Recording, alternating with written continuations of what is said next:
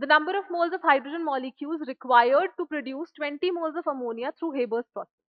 अब Haber's process क्या होता है?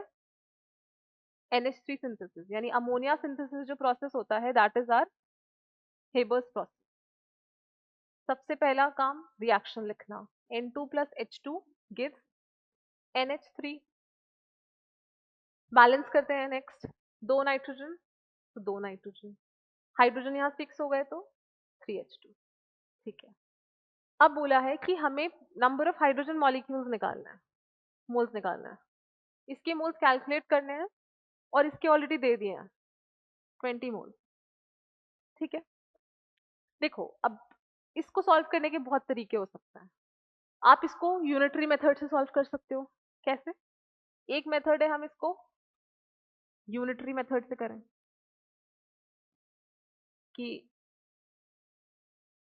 दो मोल से इसका तीन, इसके 3 मोल से इसका 2 मोल बनता है तो 1 से 2/3 बनेगा, तो इतने से इतना बनेगा, x से इतना बनेगा, है ना. या फिर दूसरा तरीका है मोल्स अपॉन स्टोइशियोमेट्री वाला चीज यूज करके. ठीक है, दोनों तरीके से देख लेते हैं एक बार.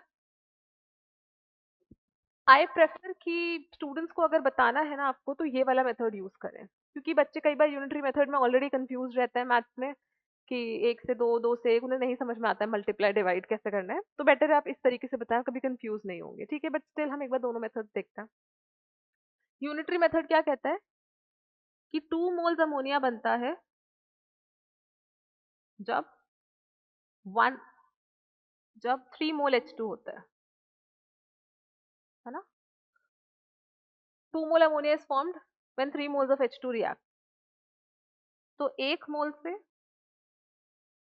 1 मोल अमोनिया के लिए 3/2 मोल चाहिए H2 का.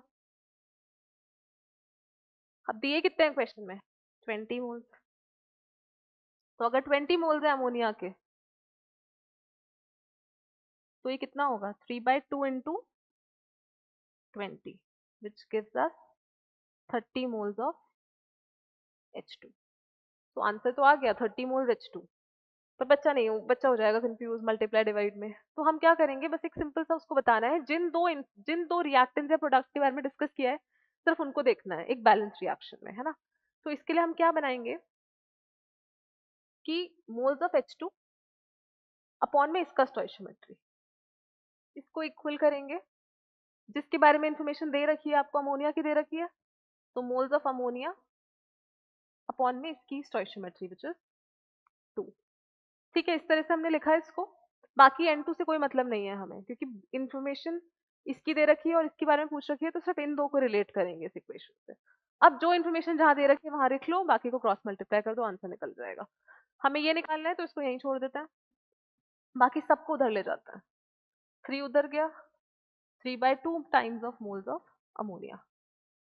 अब इसमें थोड़ा सा ज्यादा कंफ्यूजन क्रिएट हो जाती है, इसमें साफ दिखता है 3 उधर जाएगा, 3/2 मोल्स हो जाएगा.